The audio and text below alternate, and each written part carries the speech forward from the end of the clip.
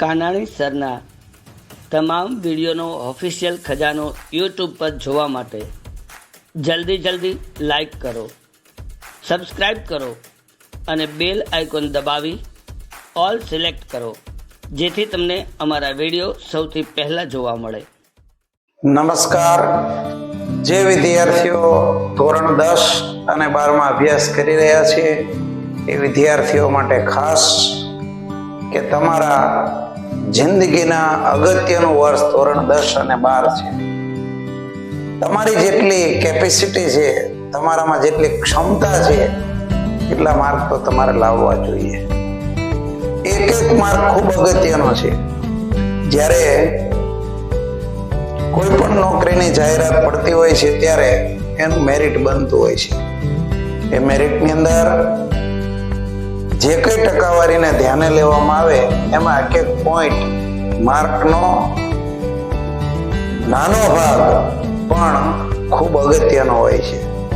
એટલે ધોરણ 10માં અભ્યાસ કરતા વિદ્યાર્થીઓએ હવે ઊંઘ ઉપર 6 કલાક તંદુરસ્ત માણસ માટે પૂરતી ઊંઘ છે. 6 કલાક સિવાયનો સમય પોતાના વિદ્યાભ્યાસ માટે એ ફાળવી દે તો એનું 10મા ધોરણનું કે 12મા ધોરણનું ખૂબ સારું પરિણામ પ્રાપ્ત કરી શકે. વિદ્યાર્થીઓને મોજ શોખ કરવા જોઈએ. ફરવામાં, લગ્ન પ્રસંગમાં, વાર તહેવારમાં, અલગ સામાજિક જે કઈ પ્રસંગો હોય છે એમાં પણ એને હાજરી આપવી છે અને સારું પરિણામ લાવવું છે. આવું બે એક સાથે શક્ય ના બને.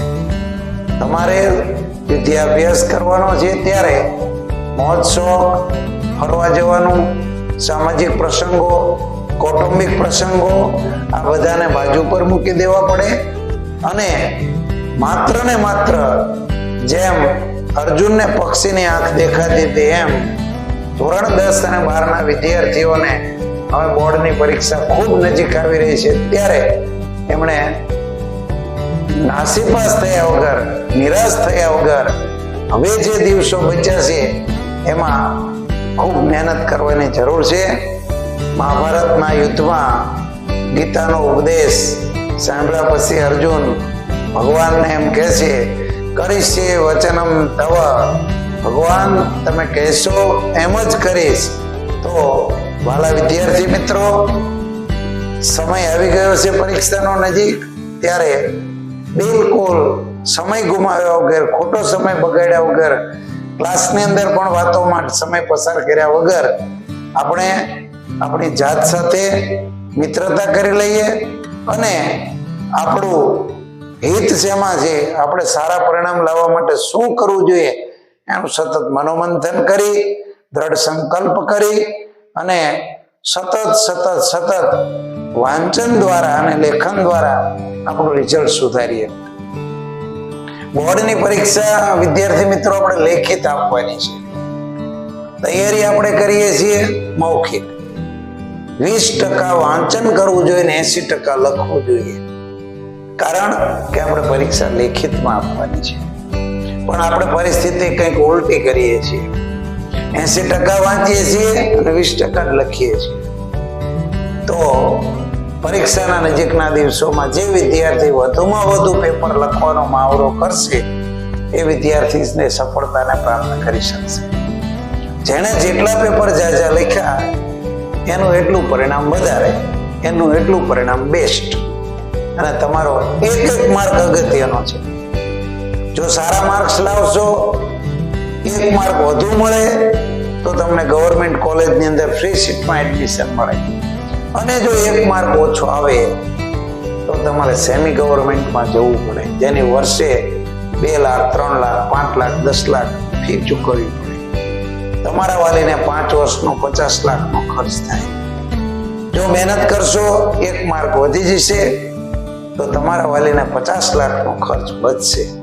એટલે 12 સાયન્સ, 12 કોમર્સમાં અભ્યાસ કરતા વિદ્યાર્થીઓ માટે એમના જિંદગીના આ ખૂબ અગત્યનો ટર્નિંગ પોઈન્ટ છે, જ્યાંથી તમારી જિંદગીનો એક નવો પડાવ શરૂ થવાનો છે. એટલા માટે 1 માર્ક અગત્યનો છે એમ માની અને સરસ તૈયારી કરો. ભગવાને દરેકને અલગ અલગ ક્ષમતા આપી હોય છે, પણ તમારી કેપેસિટી 80%ની હોય તો 75 ના આવવા પડે. જે વિદ્યાર્થીની કેપેસિટી પૂરા માર્ક્સ લાવવાની હોય એ વિદ્યાર્થીના 95 માર્ક ના આવવા પડે. તો આપણી જે ભગવાને ક્ષમતા આપી છે એને પૂરેપૂરો ઉપયોગ કરીએ.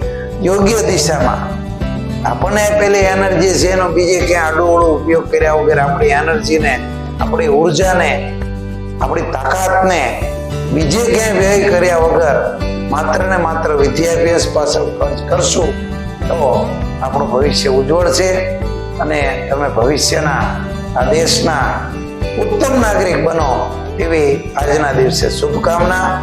અસ્તુ. જય હિન્દ.